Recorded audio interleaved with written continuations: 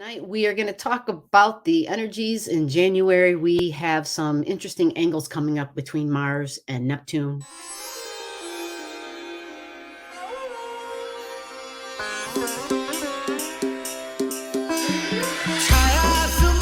Stay close, listen for the degrees. Beautiful thing about Mars is that it will angle Neptune, but it won't stay that way forever. There's no retrograde or anything crazy like that. Then the Mercury retrograde. Remember, Venus in her retrograde moment here to almost 14 days before Venus stands direct. In light of a pandemic and in light of the fact that we've got so many planetary things up in the sky in the sign of Capricorn, it is a very power move time. It doesn't mean you're literally moving house, but it is a time where people who are in charge, people who are in authority, are making power moves.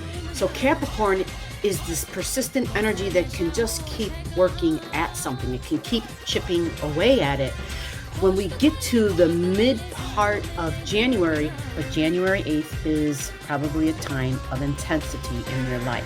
If you're listening to the news and the media, or maybe even on social networks, social platforms, there might be intensifications in conversations.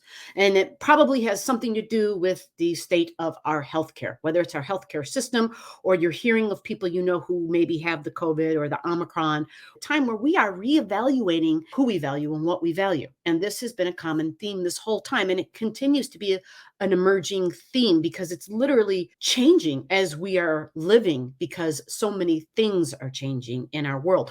We have been asked to demonstrate our ability to stay flexible. Demonstration. We've got the nodes at 0 degrees in Gemini. This video, I'm looking at the screen for the date of January 8th in particular, because we have Mars and Neptune doing this thing.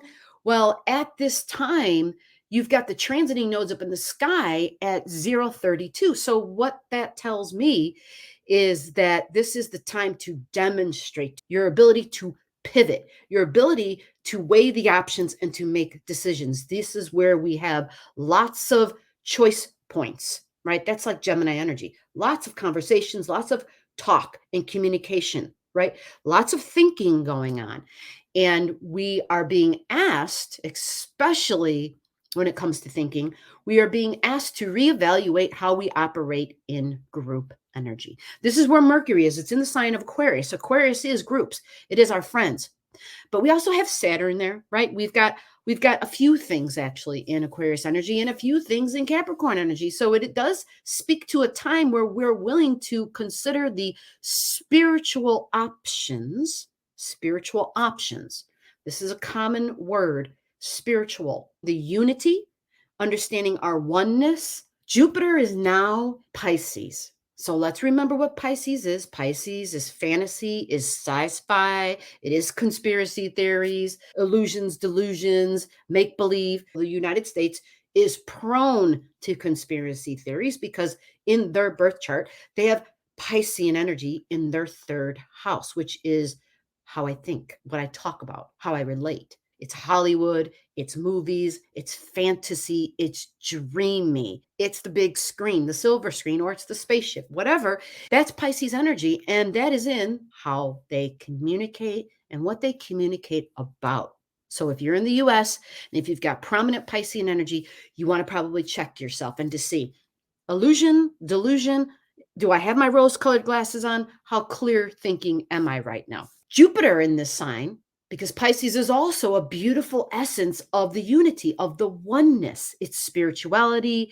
It's doing things that are more higher D, right? So we go from the 3D, the physical, to the 5D, Pisces, 5D, the spiritual. This is a time when there's a little bit more of that coming forward. So you may find yourself possibly likening to doing spiritual activities. So this, when I say activities, this brings me to Mars. Mars is in Sagittarius energy. This is tricky because Mars, the sign of Sag, squares Pisces. Okay. So the good thing is that it's not about being combative and fighting, because that's who Mars is, the warrior, because when it squares Pisces, it slows Mars down a notch. It says, chill. I know you want to be active. I know you want to travel. I know you want to be on the airlines. There's no stopping you. And right, we found out for the holidays, people traveled. It didn't matter whether you're in a pandemic, whether you wanted to leave the country or not. People traveled anyway because Mars was in Sagittarius. Sag is taking to the air. Sag is the arrow that flies. It's the forward thinking. It's the future. It's, I got to get out of here. I need freedom. That's how I feel my sense of freedom, by traveling, by getting away, right? That's Sagittarian energy. Mars being in it gives us that heightened sense of, I've got to do this.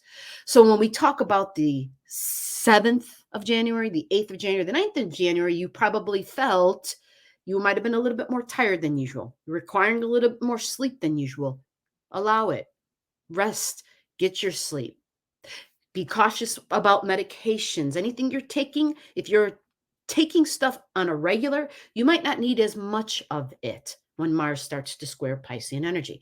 But it's not just the Piscean energy, it's Mars squaring Neptune that's even more concerning, because Neptune is quite powerful in the sign of Pisces. So I'm going to give you some dates and I'm going to give you some degrees if you have your own chart or not. By the way, if you don't and you want it, just comment below. I can get it to you. If you want to know some more detailed information, but you don't want a chart, comment below. I can help you out with that. Mars being in fire, right? It kind of cancels out the water of Pisces, which is good. But we also have Mercury, strong Mercury in air right now. All right. Mercury's in the lungs, so it is strengthened to some degree. Neptune in Pisces is squaring Mars. It has the ability for those who may have had underlying health causes or who have been prone to any sort of breathing complication, any sort of respiratory complications.